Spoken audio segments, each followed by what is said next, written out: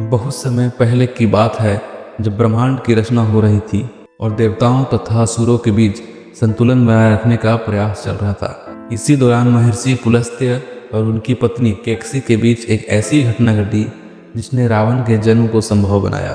केकसी जो एक असुर राजकुमारी थी, अत्यंत रूपवती और बुद्धिमान थी। उनके पिता सुमाली चाहते थे कि उनकी बेटी का विवाह किसी ऐसे व्यक्ति से हो जिससे असुर वंश को बल मिले और देवताओं पर विजय प्राप्त की जा सके। सुमाली ने केकसी को महर्षि पुलस्त्य के पास भेजा। महर्षि पुलस्त्य जो ब्रह्मा के मानस पुत्र थे, वो तपस्या में लीन थे। केकसी ने उनकी तपस्या भंग करने के लिए उनके समक्ष उपस्थित होकर उनसे विवाह का प्रस्ताव रखा। महर्षि ने पहले तो इसे अस्वीकार कर दिया, लेकिन केकसी की भक्ति और आग्रह देखकर उन्होंने यह प्रस्ताव स्वीकार कर लिया।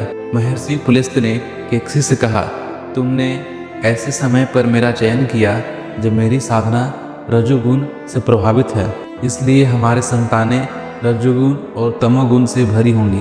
उनमें महान बल और बुद्धि होगी, लेकिन उनके कर्म विनाशकारी हो सकते हैं। इस चेतावनी के बावजूद केकसी ने महर्षि से संतानों की कामना की। इसके परिणाम स्वरूप उनके 3 संतानें उत्पन्न हुए, जिसमें पहला रावण, दूसरा कुंभकर्ण और तीसरा सुपर्णरेखा थी। रावण का मूल नाम दशानन था, क्योंकि उनके 10 सिर थे।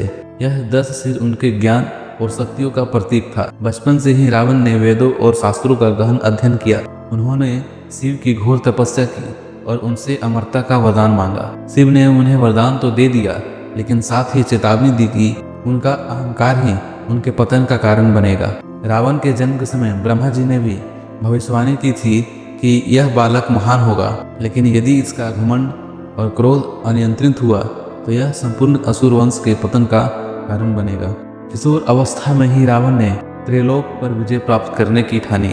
उन्होंने अपने भाइयों और बहनों के साथ मिलकर अपने पिता पुलस्त्य और दादा सुमाली के निर्देशों का पालन किया और महर्षि विश्रवा के आशीर्वाद से उनके शक्तियाँ अर्जित की।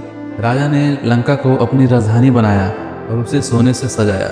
वह शिव का अनन्य भक्त था और अपने समय का सबसे विद्वान व्यक्ति माना जाता था, लेकिन उसका अहंकार, महत्वाकांक्षा और दूसरों पर अधिकार करने की उसकी प्रवृत्ति ने उसे राम के साथ संघर्ष की और धकेला, जो उसके पतन का कारण बना।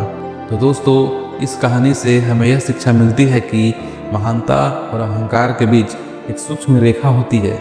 यह कहानी केवल एक असुर के जन्म की नहीं, बल्कि मानव स्वभाव के उन पहलुओं की है जो उन्हें विनाश और निर्माण दोनों का कारण बनाते हैं। तो दोस्तों, आप सभी को ये कहानी प्रेरणादायक लगी हो तो इसे अपने दोस्तों के साथ और फैमिली के साथ शेयर ज़रूर करें और हमारे वीडियो को एक लाइक कर दें और चैनल को सब्सक्राइब करना ना भूलें।